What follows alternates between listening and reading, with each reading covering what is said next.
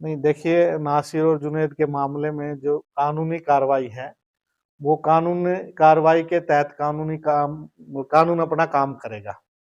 जिसकी भी जो गलती है, उस गलती को जज है, कोर्ट है, वो डिसाइड करेंगे। मैं आपको यूं कह दूं कि उनकी गलती थी, उन्होंने ठीक किया, उन्होंने अच्छा किया, उन्होंने बुरा किया, तो हमारे कहने से वो बदलना नहीं है। लेकिन हम समाज में एक मैसेज जरूर देना चाहेंगे, मेवात के लोगों को, चाहे मेवात में मुस्लिम धर्म को मानने वाले लोग भी हैं, हिंदू धर्म को मानने वाले लोग भी हैं, और भी लोग हैं। हम उनको एक मैं बात जरूर निवेदन और कहना चाहूंगा कि यहाँ पर गो हत्या लीगल रूप से गैर कानूनी है। यहाँ मेवात में, हरियाणा में गो हत्या बंद है। तो यदि आप गो हत्या करेंगे, उसके लिए हम लोग भी प्रयास करेंगे, क्योंकि हम एक धार्मिक एनजीओ हैं और हमारा एनजीओ सरकार से अप्रूव्ड गाय के लिए है, कि गाय की रक्षा के लिए। उसके तहत ही हम लीगल तरीके से काम करते हैं। तो और सरकार भी, पुलिस प्रशासन भी इस बात को करता है, तो वो कार्य चलेगा। हरियाणा में गौ हत्या को लेकर सबसे सख्त कानून देश में पहले है, इसलिए गोरक्षा दल की आवश्यकता पड़ी। एक तरफ आप एसपी बिजारिया साहब की तारीफ भी कर रहे हैं कि उन्होंने काफी अहम भूमिका निभाई है गौ हत्या को रोकने के लिए। जी, तो क्या लगता है आपको, क्यों सिस्टम फेल है गौ हत्या रोकने? देखिए, मैं यूं नहीं कहूंगा कि भाई पुलिस और बिजारनिया साहब की हम तारीफ भी नहीं कर रहे। एक जो हकीकत है वो हम बता रहे हैं। जैसे कई बार फोन किया, और फोन करते थे तो क्या होता था कि तब तक गाड़ी भी निकल गई, आदमी भी निकल गए, तो फिर पुलिस आती है। या कई बार ऐसा भी वाकया होता था कि किसी गांव में गए, तो तब तक गांव वालों ने हमारे ऊपर ही पत्थरबाजी कर दी, तब पुलिस पहुंची तो बीच बचा हुआ। परंतु आज तारीफ की बात नहीं है। आज हमारे को जो हमारे एसपी है बिजारनिया साहब, उनने सख्त रूप से निर्देश किया, पूरी एसएचओ को बुला के मीटिंग करी थी हमारे साथ, कि भाई बाद में नहीं, जैसे ही गोरक्षा के लिए कोई भी आपके सामने आदमी आता है, तो आपने सीधा ये कहना, हाँ जी बताओ कहाँ चलना है। और उन्होंने कहा कि कानून आपने अपने हाथ में लेने की आवश्यकता ही नहीं पड़ेगी, कोई नासिर जुनैद का मामला ही नहीं होगा। आप हमारे को साथ में लेके चलो और आप बताओ, देखो जी ये काम हो रहा है, तुरंत कार्रवाई हो जाएगी।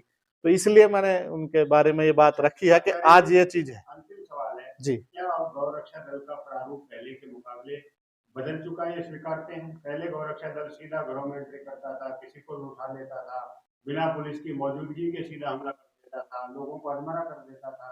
तो कहीं ना कहीं आपको लगता है कि कानून पहले हाथ में लिया जाता था, उसका मतलब? देखिए, आपका प्रश्न एक प्रेरणादायक भी है। ये बात आपकी अच्छी है। पहले गोरक्षा दल के लोग, हमारा तो नियम यही था भाई, किसी के साथ मारपीट नहीं करनी, कानून हाथ में नहीं लेने।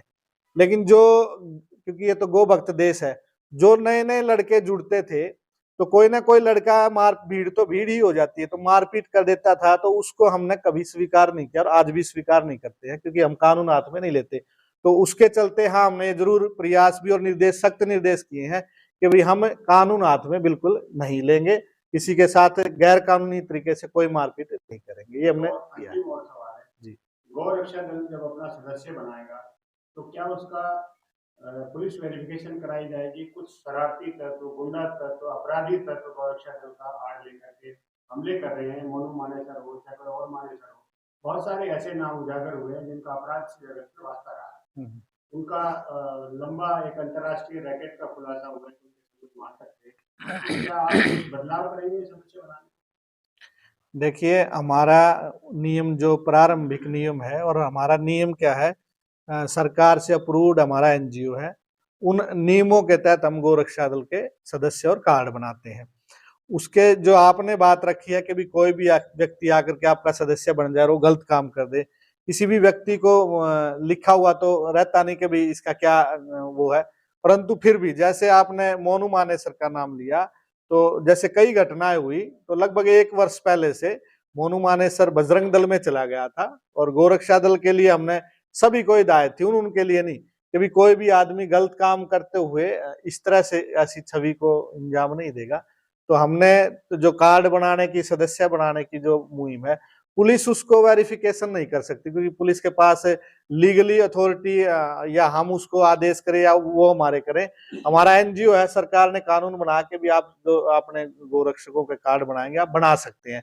तो हम खुद ही उसका अब विश्लेषण करते हैं, ये लोग कहाँ से है, क्या ये काम भी करता है, और हम डायरेक्ट भी नहीं बनाते। हम उसको ये कहते हैं कि ये पट्टी करता है, चारा डालता है, उसके प्रति श्रद्धा है, या वैसे वो झगड़े के तहत से जुड़ना चाहता है, वो हम जरूर संशोधन करके एक काम अपने आपके जो कई साथी हैं, जूनियर साथी हैं, चाहे आजाद की बात करें या जी और लोगों की बात करें, जी जी अभी भी राजस्थान पुलिस की चार्जशीट में उनके नाम है। जी। क्या आपका संबंध उनसे पूरी तरह से खत्म हो चुका है?